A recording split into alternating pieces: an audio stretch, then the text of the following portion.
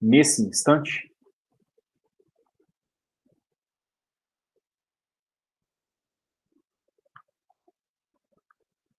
Beleza. Então, vejam só. Na aula passada, nós estávamos discutindo o sólido de Einstein. E apenas para finalizar aquela discussão, falta uma análise um pouco mais detalhada do calor específico do sólido de Einstein. Então, a gente já obteve uma expressão para energia interna específica para um átomo que compõe esse meu modelo do sólido de Einstein.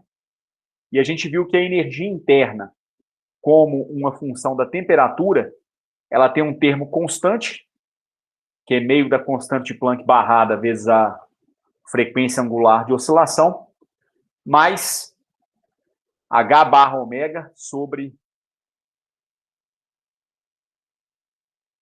a exponencial de H barra ômega sobre KBT menos 1. E a gente fez uma análise dessa expressão da energia interna específica em dois limites específicos. O primeiro, quando a temperatura tende a zero. Quando a temperatura tende a zero, a gente viu que para a temperatura nula, a contribuição térmica ela vai para zero, porque a exponencial de 1 sobre a temperatura vai tender para infinito. Então, sobra meio de H barra ômega. Conforme eu tinha dito na aula passada, esse resultado ele é bonito, mas ele não é exatamente surpreendente. Porque, veja só, se você está fazendo a temperatura ser igual a zero, você está eliminando a excitação térmica a qual seus átomos poderiam estar sujeitos dentro do sólido. Só que você está aproximando o seu sólido como uma cadeia de osciladores. Ora, a energia de um oscilador harmônico quântico é dada por N mais meio de H barra ômega. Se você toma N igual a zero, o que você está dizendo para a gente é que você tem o seu oscilador no estado fundamental, o estado de mais baixa energia. Vou chamar essa energia, então, de E0.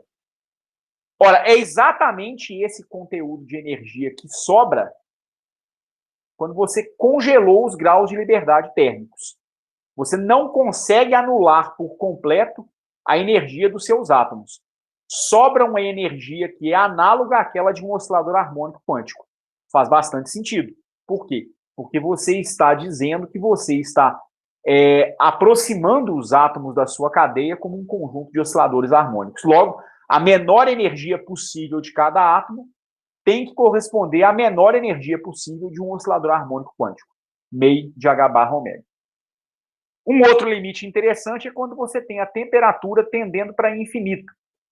Você não precisa tomar a temperatura exatamente tender para infinito, porque a temperatura não chega exatamente a infinito em circunstância alguma.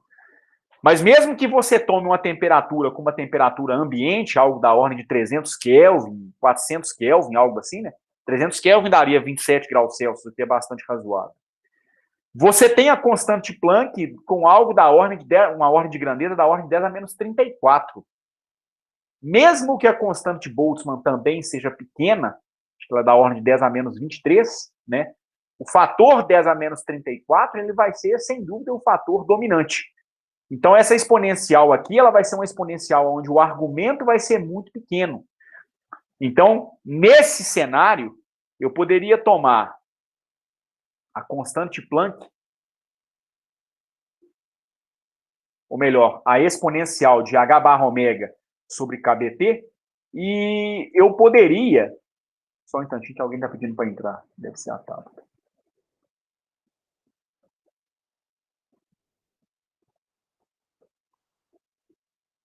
Tabata, você está aí?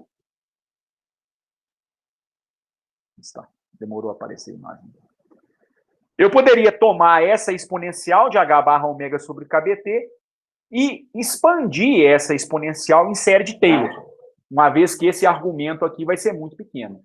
Nesse caso, o primeiro termo diferente de 1 é exatamente o argumento da sua função exponencial. H barra ômega sobre KBT. Se nós substituirmos essa aproximação para a função exponencial na minha energia interna, a gente vai ver com isso que a nossa energia interna para t tendendo ao infinito, ela dá meio de H barra ômega mais KBT. Tá certo? Se eu substituir esse termo aqui em cima, fizer todas as operações, enfim. Então, você tem uma parcela que é a parcela prevista do ponto de vista clássico, de acordo com o teorema de equipartição de energia, mais uma contribuição que é genuinamente quântica. Porque o termo meio de H barra ômega vem do espectro de energia do oscilador harmônico quântico. Você está somando, então, essas duas contribuições. É muito provável que essa primeira parcela seja desprezível quando comparada com essa aqui. Exatamente por conta da pequenez, né, da constante de Planck, que é algo da ordem de 10 a menos 34. Tá certo? Mas esse seria o espectro de energia para T tendendo para infinito. Agora, vem aquilo que realmente é importante, que é a análise do calor específico. O calor específico para um sólido modelado nessa perspectiva do sólido de Einstein.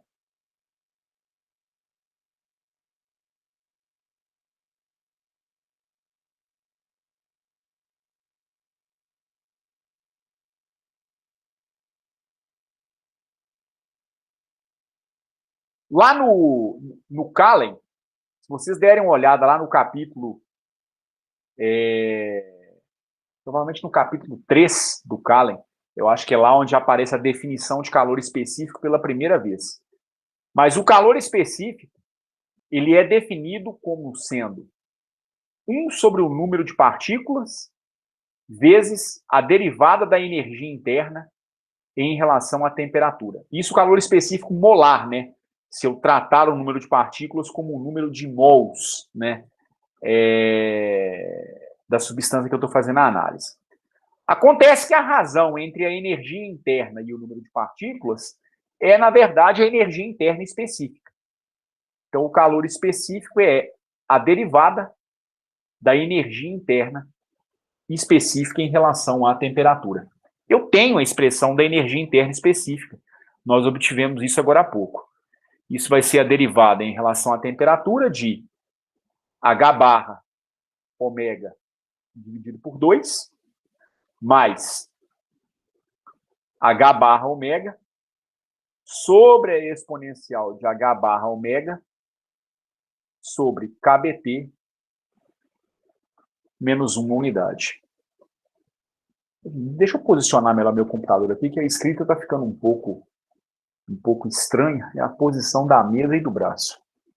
Acho que agora vai melhorar um pouquinho.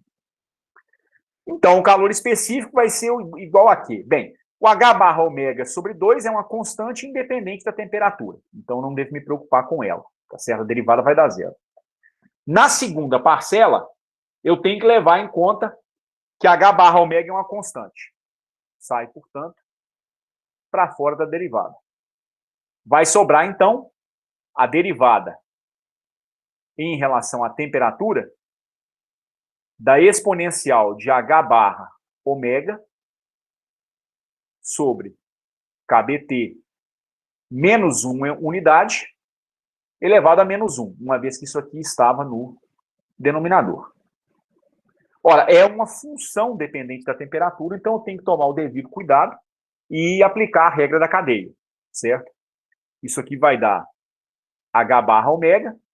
Se eu chamar isso aqui de uma variável alfa, né, e usar a regra da cadeia, isso vai me dar menos 1 vezes alfa elevado a menos 2, ou 1 sobre a exponencial de H barra ômega sobre KBT menos 1 unidade. Vezes a derivada da função exponencial que aparece nesse meu denominador. A derivada de uma exponencial é ela própria.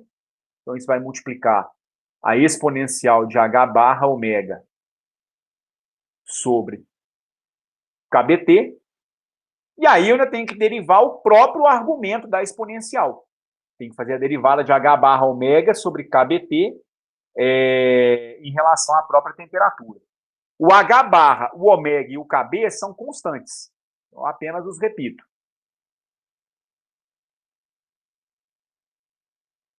Mas eu deveria ainda derivar 1 sobre T em relação à temperatura, que dá menos 1 sobre T elevado ao quadrado.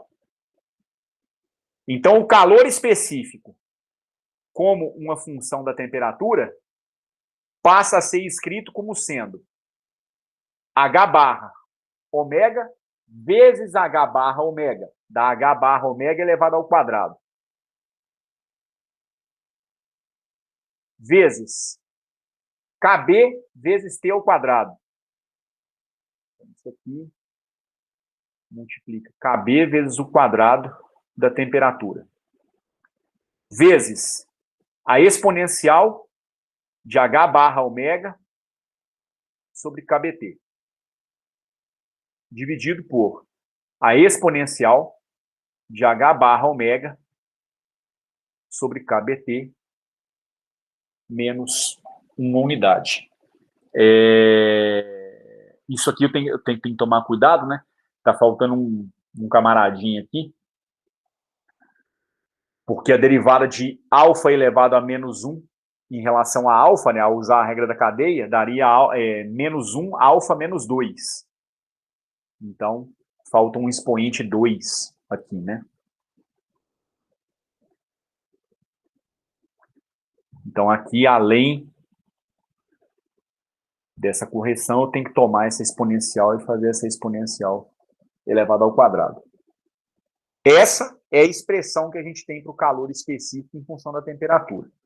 Por uma questão de elegância, a gente pode multiplicar e dividir essa relação pela constante Boltzmann para reescrever essa constante que aparece aqui na frente. A constante, o calor específico em função da temperatura seria igual a constante Boltzmann vezes H barra ômega sobre KBT elevado ao quadrado, vezes a exponencial de H barra ômega sobre KBT,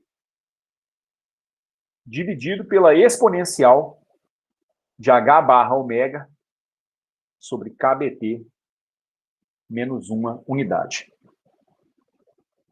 Essa é a expressão do calor específico como uma função da temperatura para o sólido de Einstein. O que mais chama a atenção nessa equação para o calor específico? Não é nem a equação em si, que é suficientemente complicada para perceber alguma sutileza de imediato. É o fato de que ela contraria a lei do Long-Petit. Ela apresenta um calor específico que é dependente da temperatura, que é o que é observado experimentalmente. Ao contrário da lei de Long-Petit, que prevê um calor específico constante com a temperatura. Ele não seria variável com a temperatura. Essa seria a expressão do nosso calor específico. Agora, ainda assim, alguns aspectos alguns limites podem ser interessantes de serem analisados. Primeiro, é comum a gente chamar esse termo aqui, H barra ômega sobre KBT,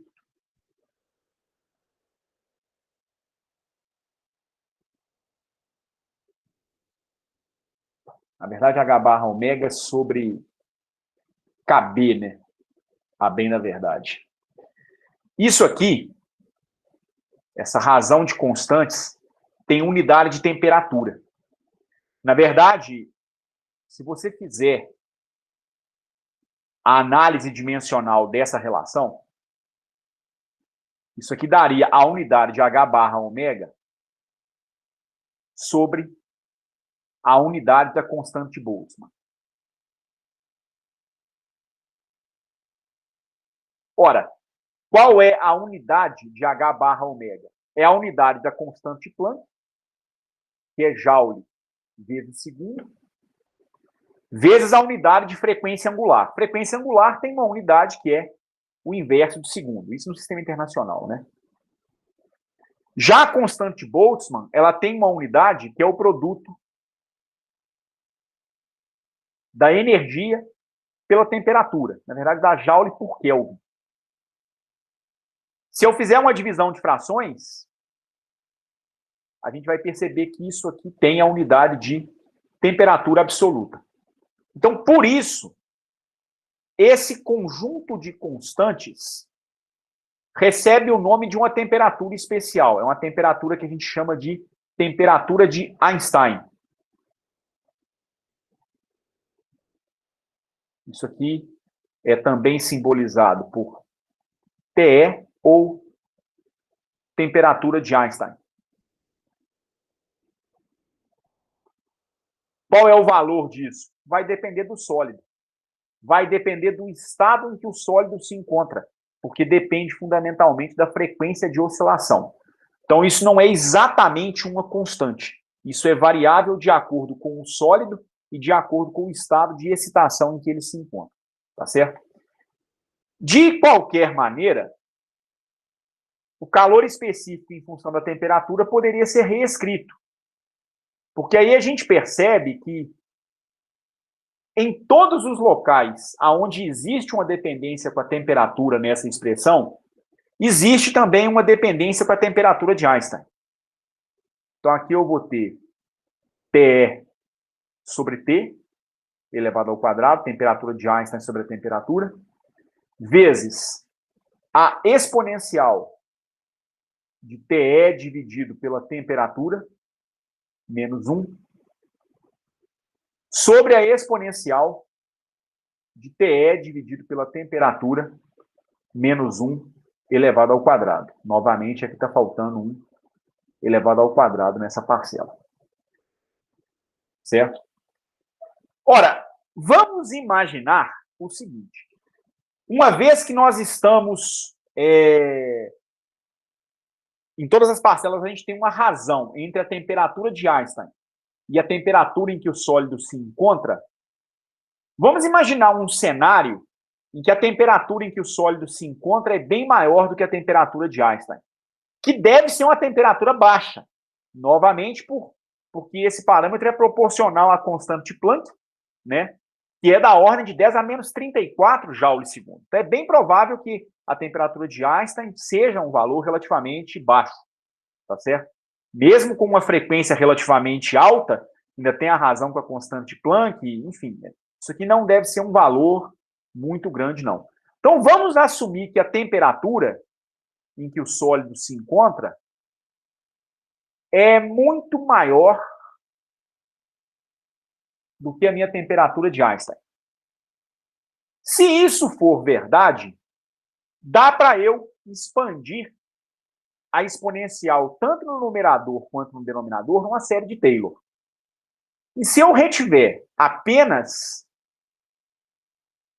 os termos de primeira ordem, isso aqui vai me dar aproximadamente 1 mais a temperatura de Einstein, dividido pela temperatura em que o sólido se encontra, ou 1 mais H barra ômega sobre KBT. Ora, então com isso, o meu calor específico em função da temperatura seria igual a KB sobre temperatura de Einstein sobre a temperatura elevado ao quadrado, que multiplica, no lugar da minha exponencial, 1 mais H barra ômega sobre KB vezes a temperatura, menos 1. Esse fator 1 elimina esse fator 1. No meu denominador, eu vou ficar com 1 mais H barra ômega sobre KBT menos 1 unidade elevado ao quadrado. E, novamente, esse 1 elimina esse 1. E aqui no denominador eu teria a razão entre a temperatura de Einstein e a própria temperatura, mais elevada ao quadrado. Ou seja, esse termo aqui em cima deve ser simplificado com esse termo aqui embaixo. Eles devem se compensar no final das contas.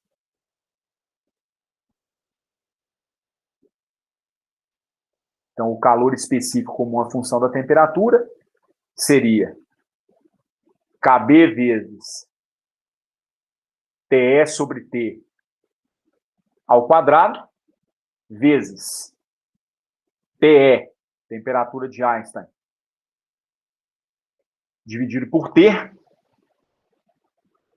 sobre H barra ômega sobre KBT ao quadrado, é a própria temperatura de Einstein, dividido pela temperatura em que o sólido se encontra, elevada ao quadrado.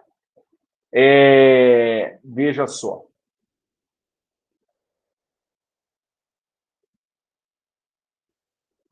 Gente, aqui eu estou cometendo um pequeno erro, me desculpa. Que é o seguinte. No meu calor específico do sólido de Einstein, o numerador não tem essa dependência com -1, não. Isso aqui é só no denominador. Então, a simplificação que eu estou fazendo embaixo, ao eliminar esse -1 aqui, ela está errada.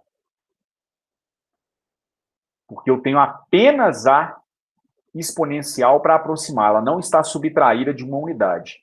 Então, isso aqui dá 1 mais H barra ômega sobre KBT. Certo? Aqui sim vai haver uma simplificação. Então, no numerador dá 1 mais a temperatura de Einstein sobre a temperatura. Tá certo? No denominador está ok, a eliminação do 1 que eu fiz ela está adequada. E eu posso realmente fazer a simplificação desse camarada com esse camarada aqui. Mostrando com isso que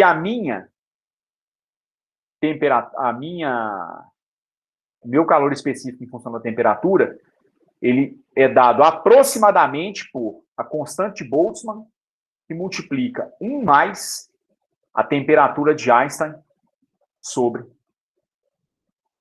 a temperatura. O que chama a atenção nesse resultado? Alguns limites interessantes. Por exemplo, se a minha temperatura tende para infinito, se a temperatura tender para infinito, ou seja, uma temperatura suficientemente alta, o termo TE sobre T tende para zero. Então, o calor específico, quando a temperatura tende para infinito, e esse T tendendo para infinito, não preciso pensar na temperatura solar, não. Pode ser uma temperatura como a temperatura ambiente. Isso para nós já seria grande o suficiente.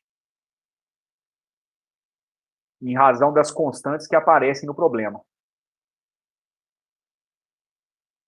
Se isso acontecer, o calor específico para temperaturas elevadas, ele dá KB vezes 1 ou simplesmente KB.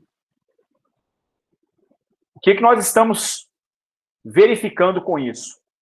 Nós estamos verificando a lei de Dulong-Petit.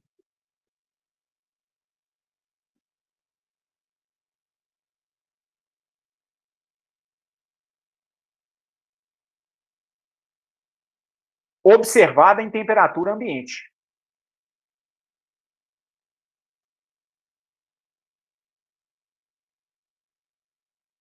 Quer dizer, então, que o calor específico é sempre constante? Não. Mas para temperaturas próximas da temperatura ambiente, o sólido de Einstein vai representar aproximadamente o comportamento do que acontece na lei de Dulong-Petit. O calor específico ele vai ser aproximadamente constante. Então, não é que a lei de Dulong-Petit está completamente errada. Ela dá um comportamento razoável para o calor específico dos sólidos, mas em temperatura ambiente. E para baixas temperaturas? Para temperaturas baixas, aí a sequência de aproximações que eu fiz aqui, ela não é válida. Porque para temperaturas baixas, o que acontece? Com o T tendendo para zero, o argumento da sua exponencial vai tender para infinito.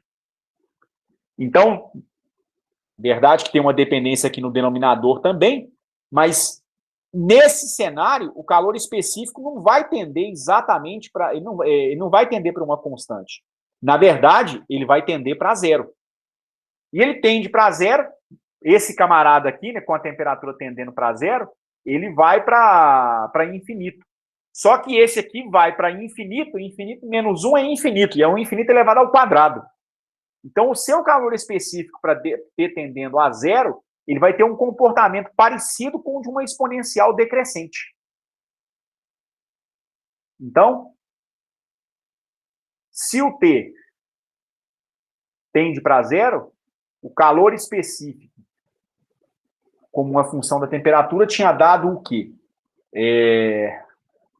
KB vezes a temperatura de Einstein sobre a temperatura do sólido elevado ao quadrado, vezes a exponencial da temperatura de Einstein sobre a temperatura, sobre a exponencial de TE sobre a temperatura menos 1 elevado ao quadrado. Caso o T seja feito próximo de zero, então a exponencial da temperatura de Einstein sobre a temperatura, ela tende para infinito. Só que aí você vai ter a razão entre a exponencial da temperatura de Einstein sobre a temperatura, dividido pela exponencial da temperatura de Einstein sobre a temperatura menos 1 elevado ao quadrado. E isso aqui é aproximadamente, quando t tende a zero, a exponencial de TE sobre T sobre a exponencial de TE sobre T elevado ao quadrado. Porque esse termo vai ser muito maior do que a unidade. Eu posso, então, eliminar esse termo no numerador com a potência 2 no denominador.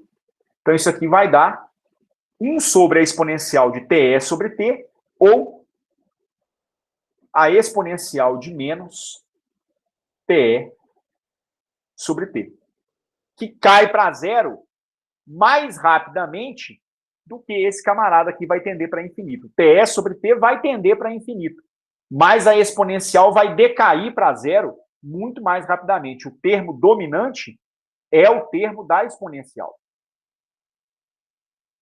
Então, se eu tenho T tendendo para zero, o C de T tendendo para zero decai aproximadamente como uma exponencial.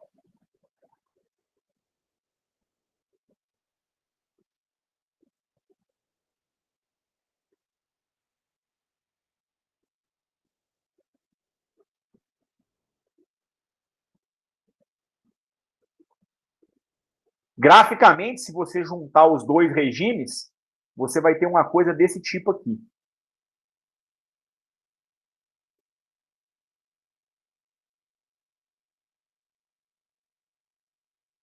Se você for construir um gráfico do calor específico como uma função da temperatura, vocês vão ver que ele vai ter mais ou menos esse comportamento aqui. Para T próximo de zero, algo que decai como uma exponencial. Você vai aumentando a temperatura, ele vai começando a convergir para uma constante. E que constante é essa? É a constante Boltzmann.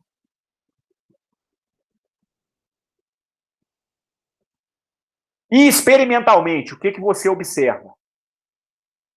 Para vários sólidos puros, principalmente substâncias puras, quando é liga, aí o comportamento fica bem diferente, porque tem muita transição de fase no meio do caminho, o negócio é um pouco mais complicado. Mas para substâncias puras, o fit é excelente. Se você tiver um conjunto de dados experimentais para o calor específico em função da temperatura, você vai ver que o ajuste é bom pra caramba. Então, esse em vermelhinho aqui representa para mim os dados experimentais. Eu não tenho certeza se o Rife tem uma curva como essa. Deixa eu dar uma olhadinha aqui. O Salinas não tem, eu tenho certeza. O Rife eu tenho impressão que tem, mas também não tenho certeza. De qualquer maneira, o que eu posso garantir para vocês é o seguinte. Tem um livro do Halliday, volume 2, o Física. Esse livro do Rife, ele tem do Halliday, ele tem algumas curvas de calor específico para sólidos, para substâncias puras, e é excepcional a curva, sabe? Fica muito, muito bom o ajuste. Então dá para ver que o resultado do sólido de Einstein é muito bom, pelo menos para substâncias puras. Não, realmente o Rife também não tem essa curva, não. Mas quem tiver alguma curiosidade, eu sugiro procurar o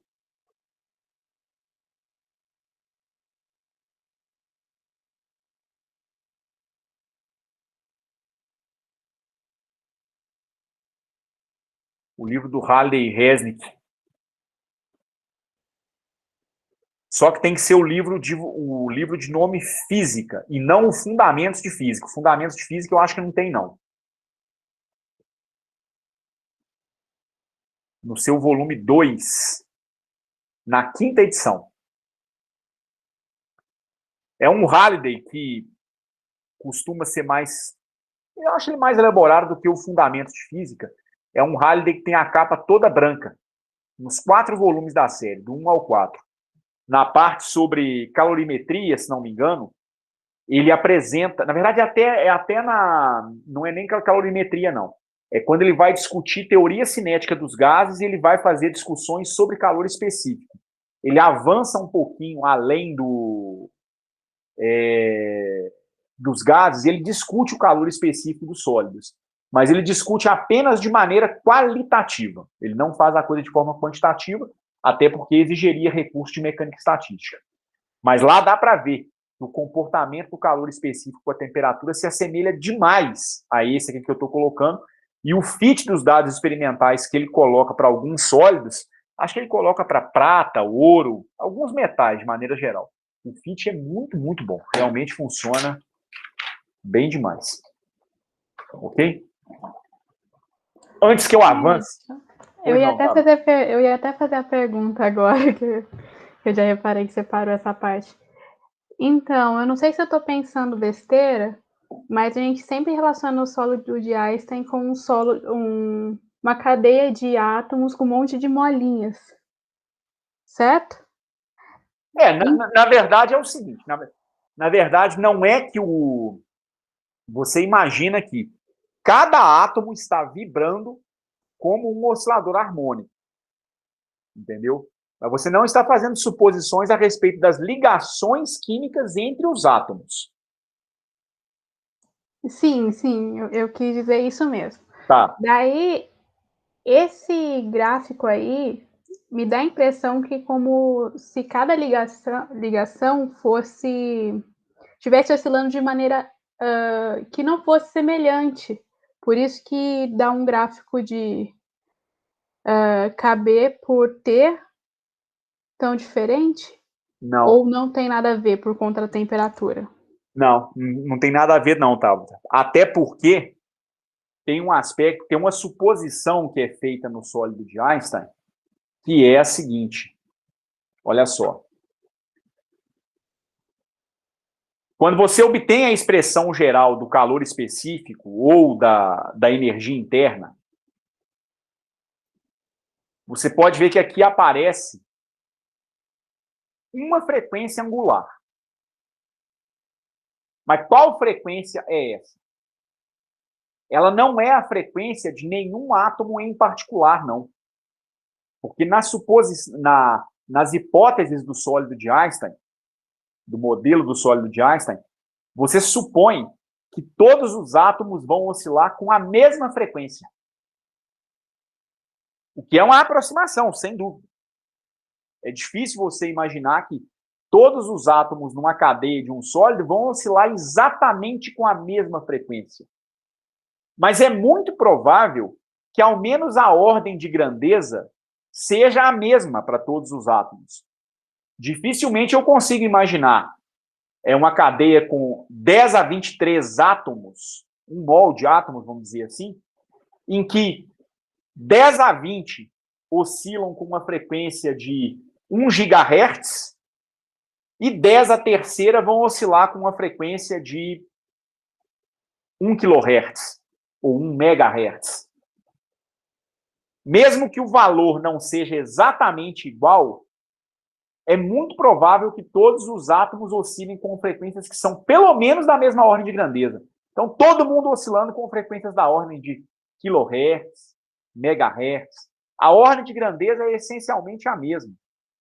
Então, assume-se, até porque você não tem conhecimento para poder medir todas as frequências exatamente, né? Assume-se que a frequência de oscilação é a mesma para todo mundo.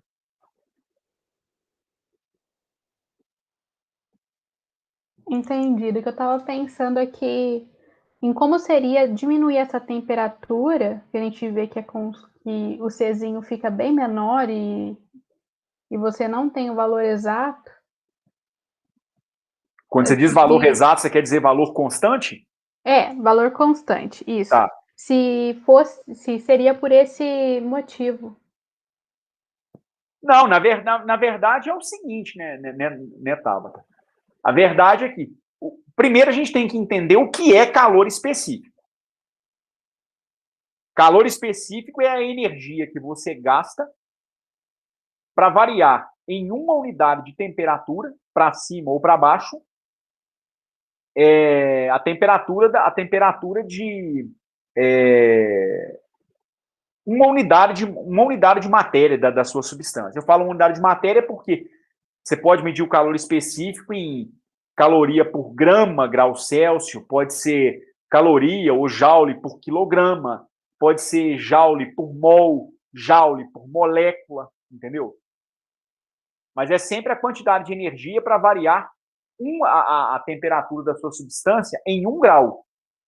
Na verdade, o que acontece é o seguinte, o que você está dizendo é que no regime de temperaturas altas, vamos dizer assim, temperatura ambiente para cima, você sempre gasta a mesma quantidade de energia. Excetuando, claro, quando vai acontecer uma transição de fase.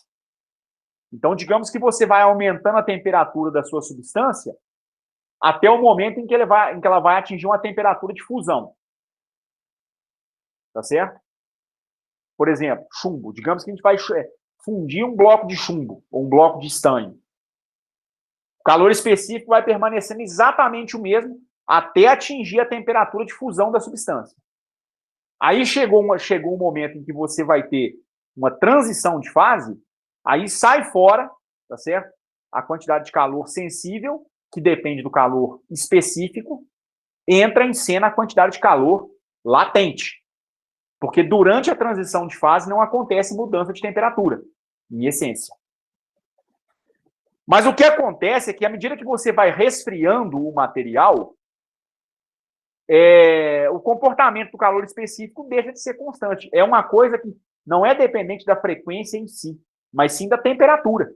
É como se você fosse congelando a excitação térmica do material. Como você vai congelando a excitação térmica, ele vai vibrando menos com a temperatura, você gasta menos energia para aumentar ou diminuir a temperatura. No caso, aumentar, né? Para aumentar a temperatura dele em uma unidade. E isso vai ficando mais dramático, você vai gastando cada vez menos energia à medida em que você se aproxima mais do 0 Kelvin, da temperatura absoluta. Quanto mais baixo é a temperatura, digamos, mais fácil é você ceder energia, porque você vai gastar menos energia, para aumentar a temperatura do sólido em uma unidade. É isso que está acontecendo. É a natureza quântica da matéria que está começando a aparecer. Esse é um aspecto que a termodinâmica clássica não dá conta de prever. Porque para a termodinâmica clássica, em especial para a lei do Dulong-Petit, ou também para o teorema de equipartição de energia, o que vai acontecer é o seguinte: o calor específico seria sempre constante. Ele não faz distinção, ele não faz nenhuma distinção de se você está em temperatura muito baixa ou em temperatura alta. Não precisa nem pensar num sólido. Vamos imaginar, por exemplo, um gás ideal.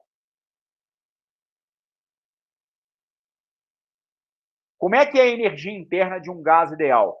Vamos pensar o caso mais simples, que é o gás ideal monoatômico. Então, um conjunto de átomos de hidrogênio, um número muito grande de moléculas de hidrogênio, no interior de um recipiente, formando um gás com características próximas à de um gás ideal. Como é a energia interna? Você sabe, a energia interna, ela dá 3 meios de N kBT. Qual é a energia interna por partícula? É a total dividido pelo número de partículas. 3 meios de kB. Qual é o calor específico do gás ideal monoatômico? O calor específico do gás ideal monoatômico, que eu estou chamando aqui de GI, seria a derivada da energia interna em relação à temperatura. Daria 3 meios de kB. Que é constante. Então, é uma previsão da termodinâmica clássica. Isso vai ser válido para o gás ideal monoatômico, para o gás ideal diatômico, para o gás ideal poliatômico e vai ser válido para os sólidos. A termodinâmica clássica prevê isso. Ela prevê que o calor específico ele é essencialmente independente da temperatura. Quando você vai para o laboratório e vai tentar fazer um levantamento do calor específico em função da temperatura, você vê que isso é verdade em certa medida, mas se você começa a baixar a temperatura, o calor específico vai começando a abaixar também. Mas nessa região aqui, o que está acontecendo? Nessa região, o comportamento clássico da matéria está começando a deixar de existir e as características quânticas estão começando a ficar mais acentuadas.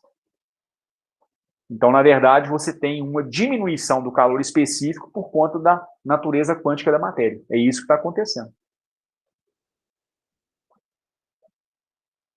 Deu para entender em linhas gerais? Deu sim. Achei bem interessante. É realmente muito interessante. Eu até tô vendo o livro aqui na minha frente agora, o tal Halley que eu estou mencionando. Ele está numa estante aqui na minha frente. Se vocês não acharem, me lembrem na nossa próxima aula de mostrar para vocês esse gráfico. É um gráfico onde ele coloca a previsão teórica, né, a previsão teórica com os dados experimentais. Ele deve colocar uns 5 ou 6 sólidos, se não me engano. Dá uns 5 ou 6 sólidos. E parece que, pelo menos para substâncias puras, parece que você sempre encontra um calor específico que é essencialmente constante. Em temperatura ambiente, né? Mas aí, na hora que você vai abaixando a temperatura, você tem uma curva parecida com essa aqui. Faz o fit com os dados experimentais, bate muito bem. Bate muito bem mesmo. Eu acho, se eu não estou enganado, que existem até modelos que aperfeiçoam o sólido de Einstein, mas eu confesso que eu não estou lembrado. Então eu posso estar falando bobagem. São modelos onde você supõe que a frequência não é exatamente constante, mas você supõe uma distribuição de frequências para os diferentes átomos da cadeia em torno de um determinado valor médio. Então, a grande maioria oscilaria com uma frequência próxima desse valor médio, mas você teria um conjunto de átomos que teria frequências que iriam flutuar em torno desse valor médio, algo parecido com uma gaussiana.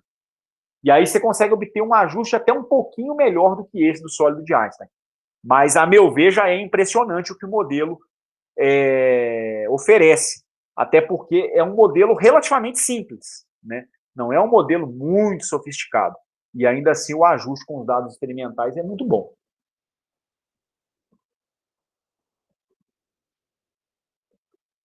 Mais alguma pergunta? Rafael, Marcelo? Não, pode tocar aí. Por mim também não. Bom, eu vou deixar então que vocês estudem no capítulo 4 do Salinas. Aí eu vou falar especificamente do Salinas, porque o Reif eu sei que não tem isso. Ok?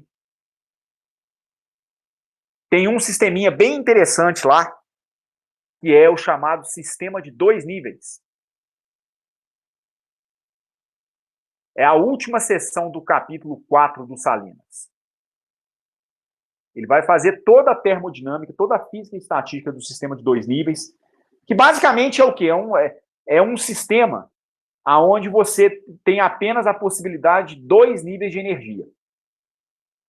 O que é muito curioso nesse sistema, mas que é impossível de se obter experimentalmente, até porque não existe, é o seguinte.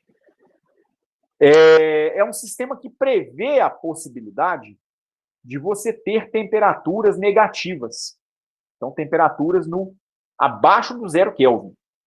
O que, idealmente, não é possível de ser atingido. Mas não é por um defeito do modelo. É um modelo que tem essa previsão, mas que, experimentalmente, isso aí não vai ser atingido nunca. Mas é possível lá fazer a análise do calor específico, fazer a análise toda a análise que a gente fez para os exemplos anteriores, ela pode ser feita lá também, tá certo? E aí eu vou pedir para vocês começarem a trabalhar nos problemas do capítulo 4 do Salinas.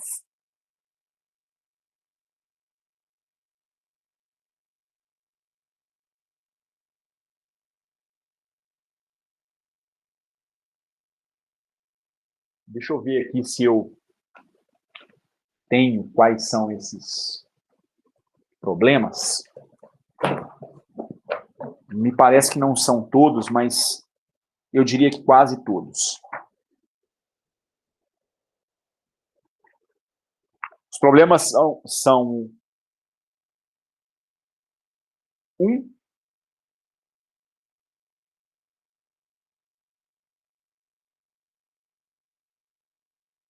o 2,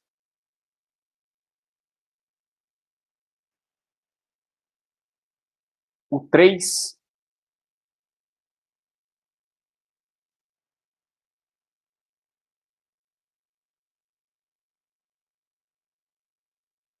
todos. 1, 2, 3, o 4 e o 5. São 5 problemas. O capítulo tem 5 problemas, ok? Então, podem fazer todos mesmo. O 2, na verdade, é até um problema que eu nunca fiz. Eu confesso que a lembrança que eu tenho é de que eu não fiz esse problema. Não sei se é porque eu não soube fazer ou eu não consegui fazer, algo assim, tá certo? Mas, ainda assim, eu vou propor que vocês tentem fazê-lo, ok? Em especial, o 1 e o 5, eu acho que são problemas bem importantes.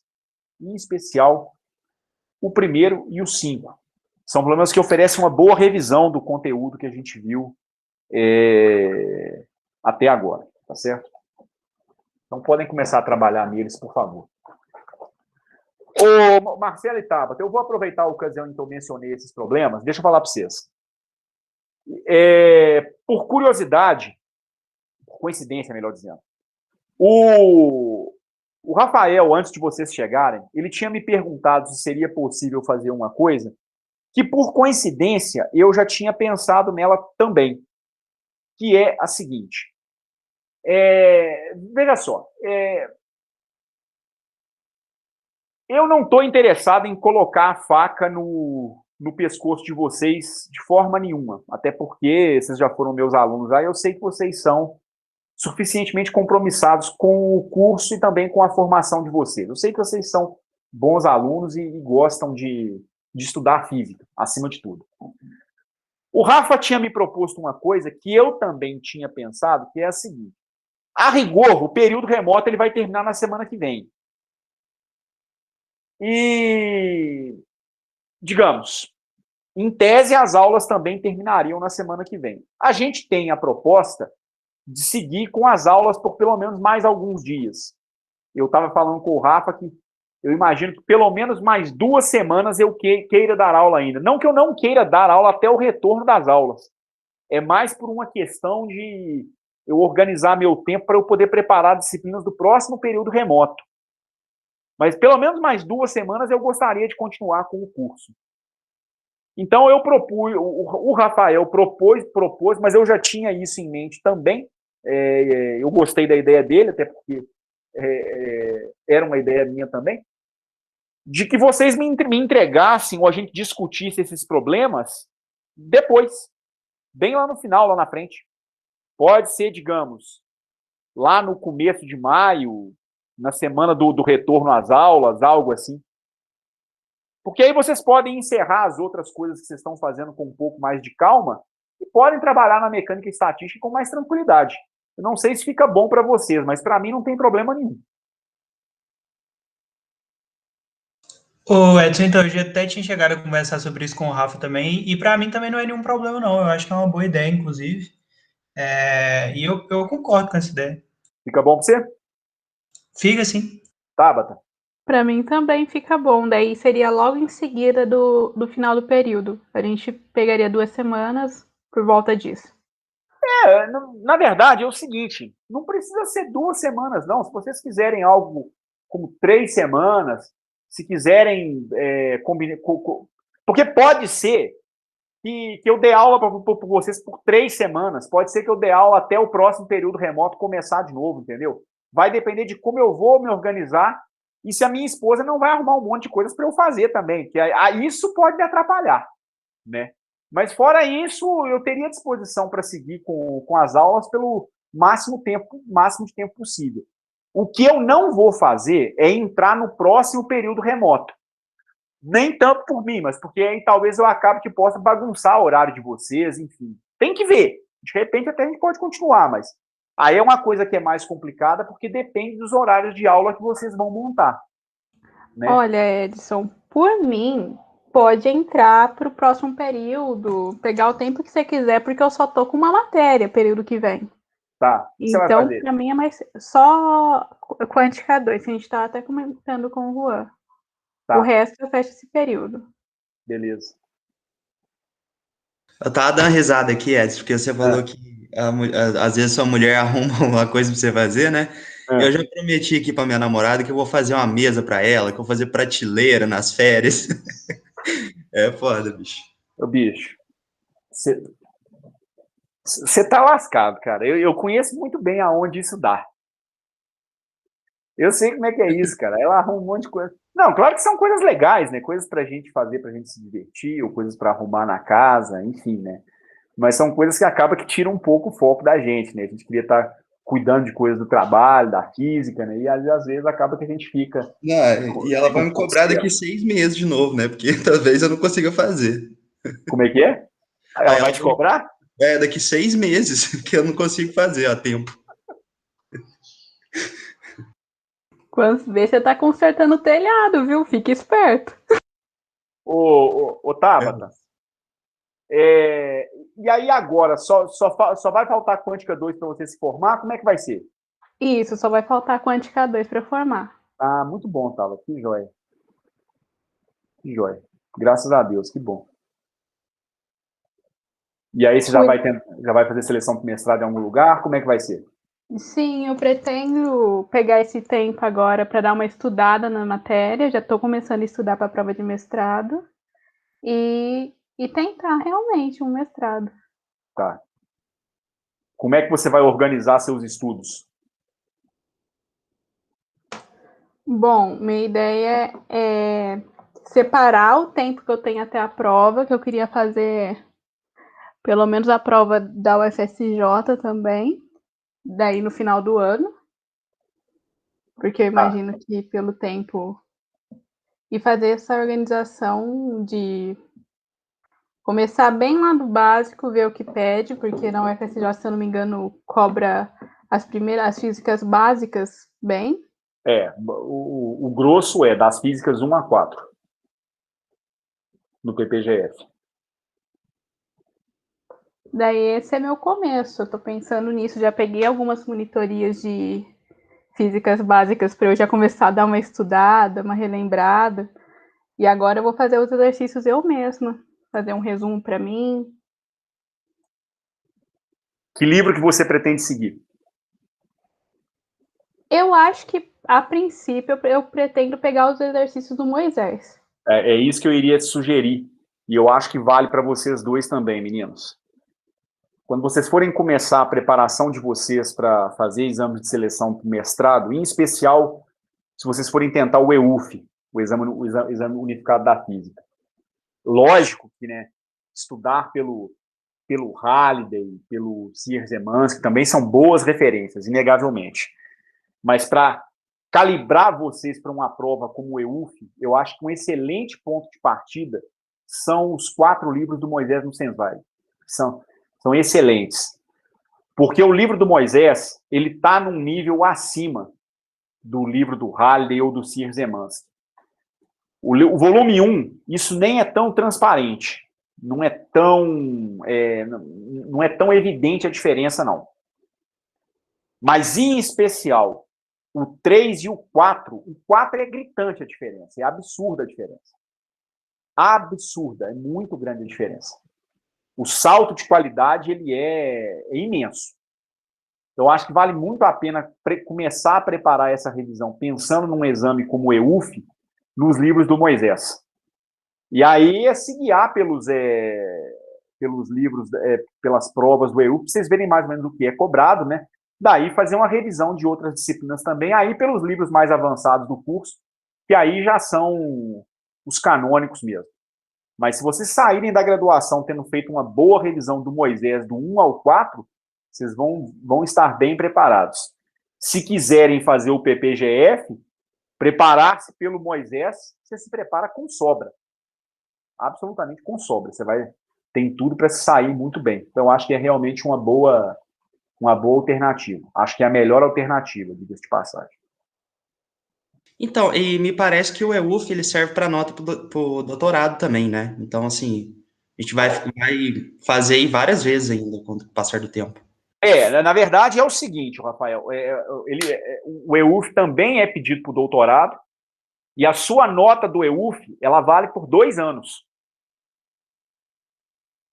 Então é o seguinte, se você tiver uma nota muito boa, digamos que você opta por fazer seu mestrado aqui, mas você passa no EUF com uma nota muito boa.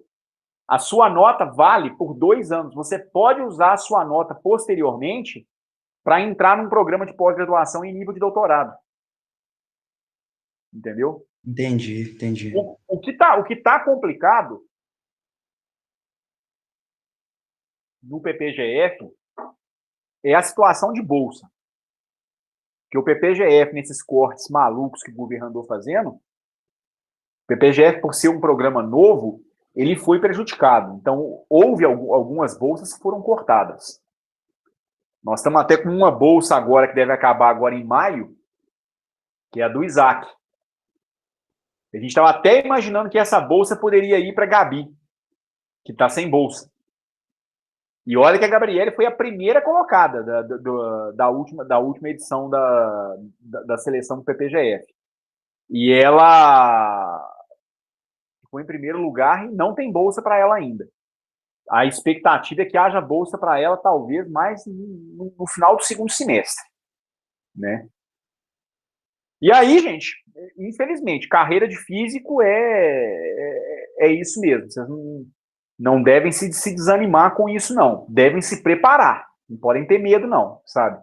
É estar estudando de maneira constante, estudando sempre, procurando tapar buracos na formação sempre que puder aprender um pouquinho mais de coisa para se sair bem nessas provas e daí conseguir entrar em bons lugares. Não que aqui não seja, mas nós estamos com essa dificuldade de bolsa. Mas tem outras opções. Você pode tentar o FMG, pode tentar o FJF. A UFJF não cobra, ela não cobra o EUF, não.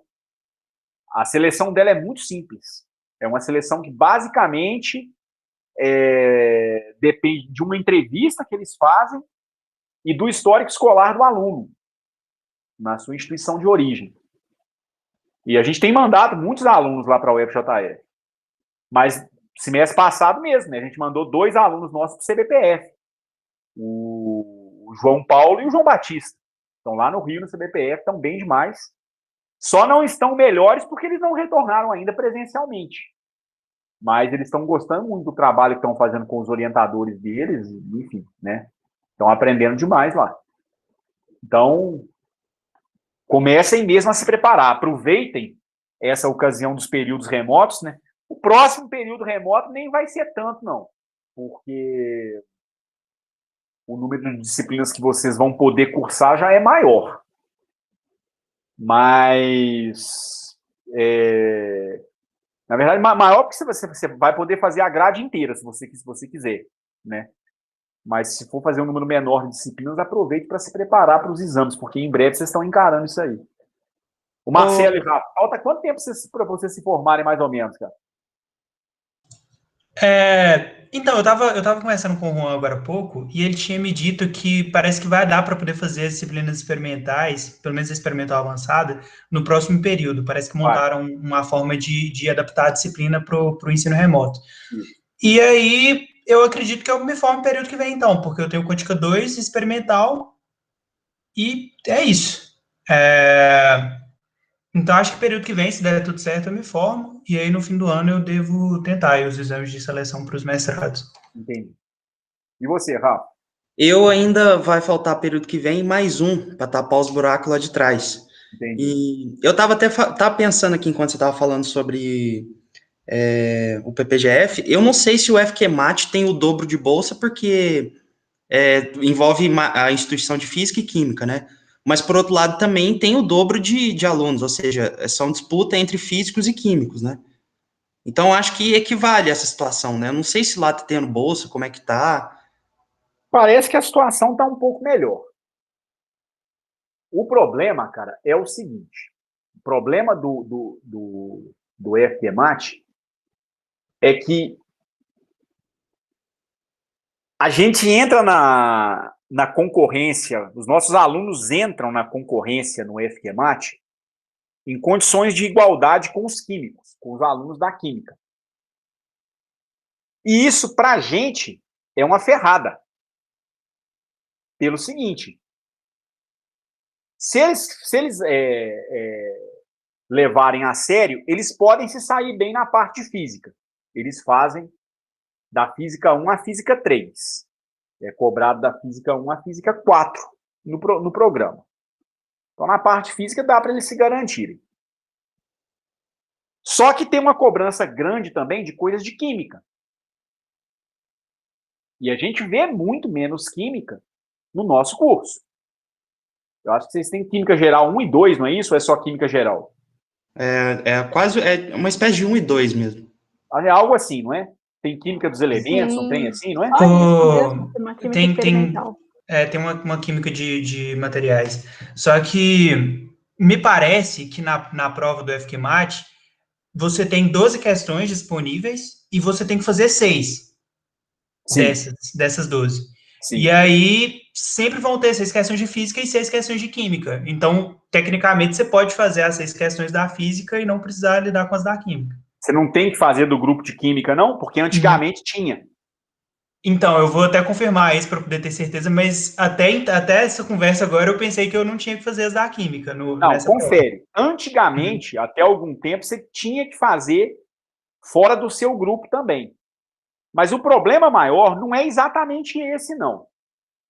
O problema maior para a gente conseguir bolsa no FQMAT para os alunos da física é o seguinte. Ô, gente, não estou desfazendo do curso deles, não. Só estou dizendo que a dinâmica é diferente.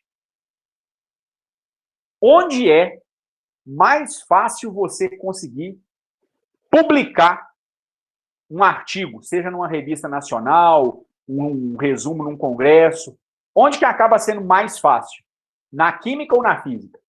Eu acho que é na química, né? Claro que é na química. Claro que é na química.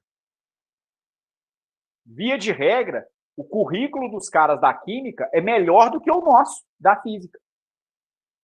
Mas é porque o nosso curso é muito mais barra pesada. Entendeu? Mas aí que eu me ferro completamente, porque, por exemplo, se eu fosse tentar lá na UFJF, não sei qual que você falou aí que eles avaliam o histórico escolar, eu tô ferrado, cara, porque o meu histórico é uma porcaria, entendeu? Então eu vou ter que contar com o EUF mesmo. Você melhora seu histórico até o final do curso, dá um jeito de melhorar seu histórico até o final do curso, certo? E você deu um jeito de ir bem na entrevista. Se eu não me quer dizer que engano, por isso você está eliminado, não. Não vou pensar dessa forma, não. Certo? Agora, realmente é uma coisa que lá pode pesar um pouco no primeiro momento. Mas tem o EUF em outros lugares, que não vão levar em conta praticamente nada do seu histórico. Nada, nada. A sua nota do EUF é absoluta, sabe? Se você for bem no EUF, acabou, já era o bagulho. Então, você acompanhou minha evolução, porque eu fiz a Física 1 com você, a da Sim, básica, sim, e, cara, foi mal assim, de tirar 0,4 sim. total.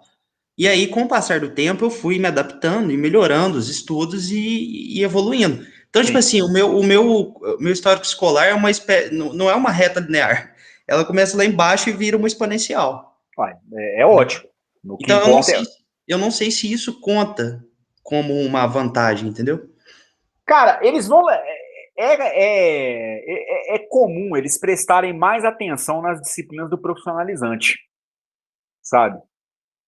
Porque é onde realmente você tem um divisor de águas na formação de um físico. Vamos dizer, é de estrutura da matéria para frente, sabe? É onde você costuma pesar mais o histórico no final das contas. Mas não preocupe com isso não, entendeu? Isso aí é peculiar lá da UFJF, não quer dizer que você vai mal também não. Vai depender de quem é a banca, vai depender da sua entrevista, entendeu? Vai depender de uma série de coisas. Agora, aí no EUF é muito bom porque te abre uma possibilidade de escolher lugares. E esse é o ponto importante. Entendeu? É a possibilidade de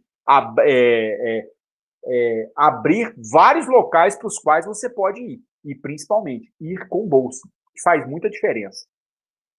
Então, o FQMAT, para mim, tem esse problema. Os alunos da Química, eles sempre saem mais bem ranqueados, eles ficam nas primeiras posições, comparado com os da Física. Porque na Física é muito mais difícil publicar. Você vai começar a trabalhar na iniciação científica com um cara igual o Juan, por exemplo, né? E eu vou falar do Juan porque ele orienta vocês, não a Tabata, mas orienta vocês dois. E eu conheço alguns trabalhos do Juan, já participei de banca de alunos dele, né? E, bicho, para você poder sair do nível 0 numa área igual a do Juan e chegar num nível razoável, ô bicho, é muito que você vai apanhar, cara. Mas é muito que você vai apanhar. Vai apanhar demais. Para daí pensar em publicar, é muito difícil a gente conseguir publicar durante a graduação em física. Consegue, às vezes, um resumo num congresso, como matéria condensada, no física de partículas, mas publicar não é fácil, não. E às vezes, tá, tudo bem, você publica um artigo, nossa, bom demais para a área de física, excelente. Com um artigo em física, numa seleção para um programa de física pura, você está dentro, eu posso te garantir. De tanto que vão gostar do seu currículo. No FQMAT eu tenho minhas dúvidas, sinceramente. Não é garantia. Porque os químicos, os alunos da química vão ficar na sua frente. Me parece que, é claro, cada detalhezinho da sua graduação, seja congresso, seja artigo, vai contar como ponto, né? Então, eu lembro de ter visto a menina, não estou desmerecendo ela, claro, acho que é Letícia Magalhães. Ela tinha saído da Química, ela foi pro FQMAT já com um artigo na graduação. E eu fiquei falando assim, cara, que massa, né? Fantástico, parabéns para ela. E para a gente não é tão simples assim, né? Não é uma coisa que você vai publicar assim, estalando o dedo. Não é. Não é. A dinâmica de trabalho deles é diferente, o que eles estudam é diferente. Não quero dizer que é melhor ou pior. O que nós fazemos é mais difícil. Isso eu posso atestar. Não estou falando que é melhor ou pior do que o deles, nem mais importante do que o deles. Não. Mas que é mais difícil, é. Isso aí, sem sombra de dúvida. Bom, vamos dar continuidade, então. Só para concluir aqui, eu acho muito importante essa conversa, cara. Às vezes nem sempre todo professor tem essa conversa, sabe? Então, obrigado, tá? Não, eu acho que é obrigação nossa a gente conversar com vocês, cara, principalmente. Quer dizer, nem todo mundo gosta de ouvir, não. Eu acho que a gente pode estar perdendo tempo e tudo, né? E, assim, eu nunca programo essas conversas, sabe? Eu nunca programo interromper a aula para ter esse tipo de conversa, não. A gente costuma ter alguns insights de vez em quando. Igual, o insight agora foi o seguinte, foi a luzinha que me acendeu de ver que a Tabata só tem quântica 2 para fazer no próximo período. Então, em breve, a Tabata vai estar pensando em fazer seleção para o mestrado. Como é que ela está se preparando? E daí, como é que vocês estão pensando em se preparar? O que vocês estão pensando fazer para se organizar para enfrentar as seleções de mestrado? Né? Eu sugiro, né, para vocês que ainda estão... Para a Tabata também, acho que independente da intenção dela de fazer PPGF, eu sugiro que vocês deem uma olhada na página do EUF, na página do Exame Unificado da Física. Todas as provas de todos os anos se encontram lá. Eu não tenho certeza se eles estão disponibilizando o gabarito das provas. Isso, sinceramente, eu não sei. Me parece que houve alguns anos em que eles andaram disponibilizando o gabarito. Eu acho que é excelente você dar uma olhada nas provas. Não porque vai cair questão repetida, não. Não é isso, não. Né? Porque eu não estou aqui para ensinar vocês a decorarem nada. Mas é importante você perceber o padrão de questão que costuma ser cobrado, o nível que costuma ser cobrado, questões que você sabe fazer, então talvez são ramos em que você talvez vai se dedicar um pouco menos. Questões que você não sabe fazer, então você vai ter que dar uma olhada nos livros, vai ter que correr atrás da gente para a gente poder discutir, para você poder aprender um pouco mais sobre determinado conteúdo. O que não dá é para fazer isso a um mês da prova. Que a um mês da prova tem que estar fazendo a revisão de conteúdos para você estar numa reta de preparação final. Eu entendo que o momento para começar a se preparar e começar a enxergar essas nuances da prova do EUF é agora. Começa agora, sabe? Começa a olhar coisas de termodinâmica. Vocês fizeram termodinâmica e vocês sabem que vocês têm algumas deficiências na formação de vocês em termodinâmica. Dá uma olhada. Seja pelo Kahlen, seja pelo livro do Zemansky, algum outro livro que seja, enfim, né? Vão sair com deficiências desse curso de Física e Estatística daqui a algum tempo, estudem um pouco mais, quântica a mesma coisa, enfim, física é um trem que é muito cabuloso, é difícil, né? A gente sempre tem um pouco mais de coisas a aprender. Então, é importante a gente enxergar, a gente tem uma noção do seguinte, quando você chegar no final do curso de física, você não estará no nível 0. Então, tem coisas que você vai ter um domínio razoável. Não são essas coisas que devem fazer você fazer você perder tempo demais. Essas você tem um bom domínio. Se você tem um bom domínio sobre lei de Gauss, por exemplo, por que diabo você vai querer fazer revisão de lei de Gauss?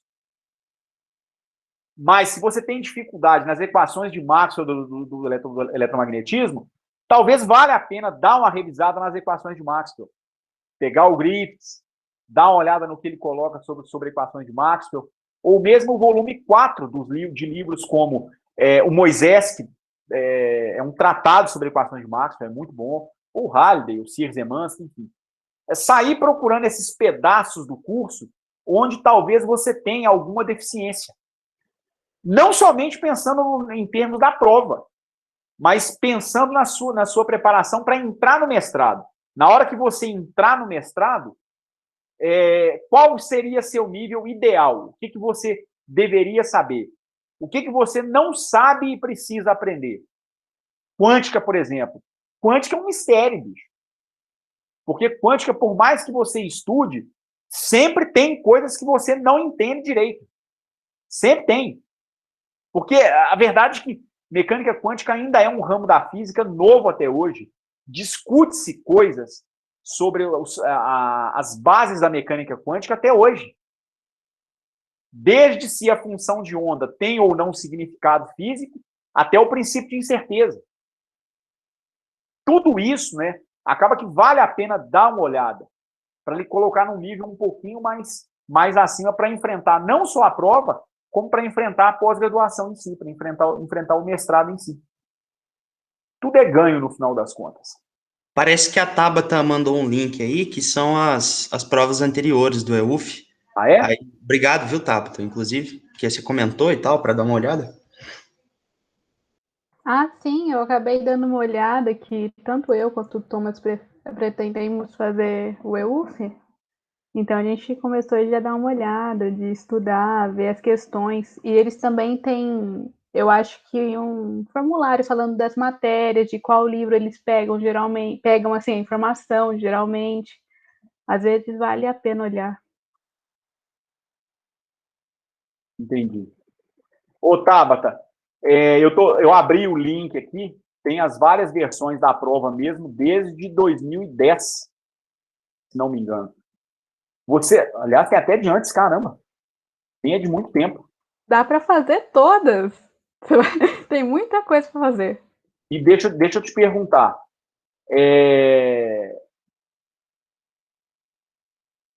Elas vêm com resolução? Como é que é? Pelo que eu reparei, não vem, não.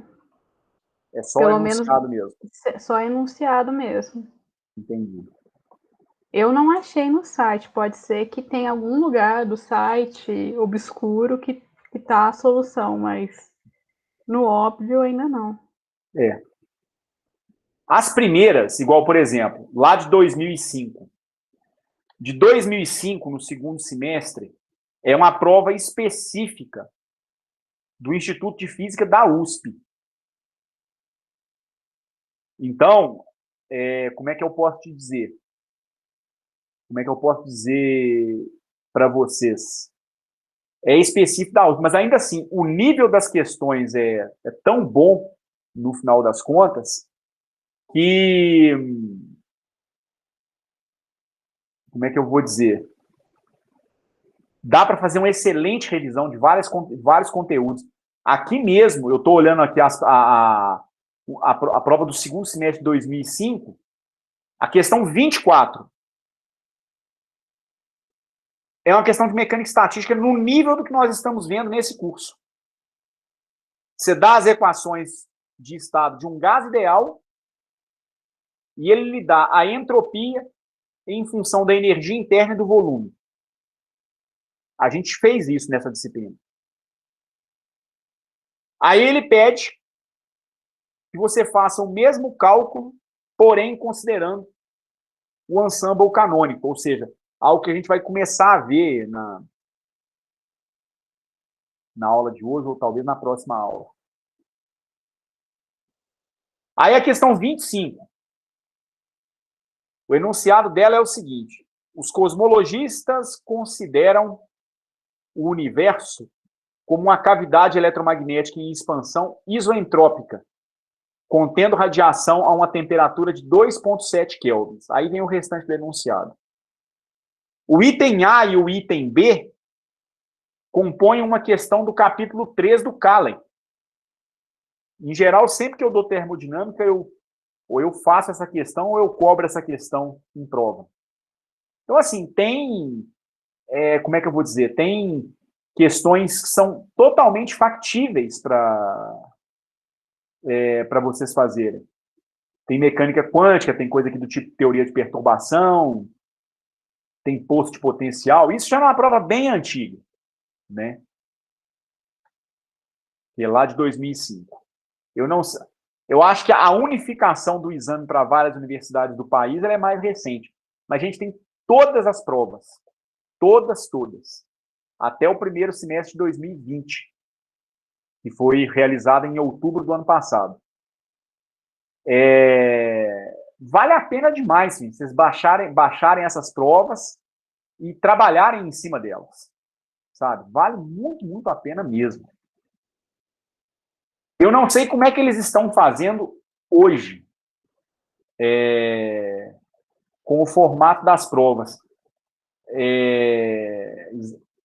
Exatamente por conta dessa questão da pandemia, né?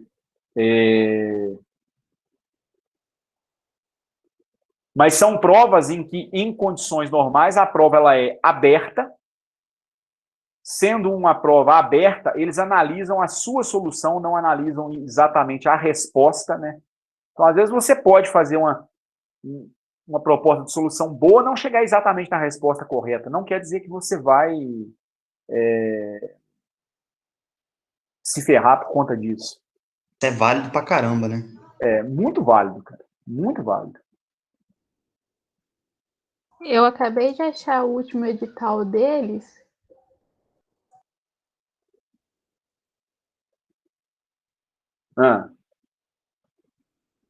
Daí eu tô tentando achar como que foi feita essa prova. Eu acho que é tudo no portal mesmo. Acho que deve ter algum tipo de scanner, coisa assim. Pelo menos agora, na pandemia.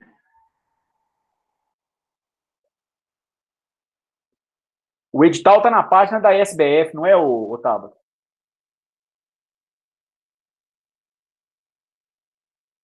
Ou não?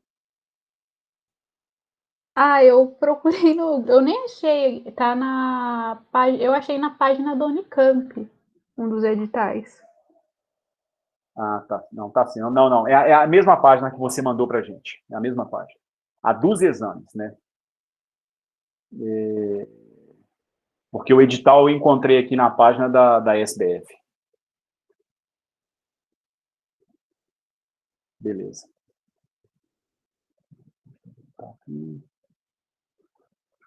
Bom, gente, ainda que eu tenha tomado demais o tempo de vocês, me desculpem, mas acho que de vez em quando é bom a gente trocar umas ideias sobre essas coisas.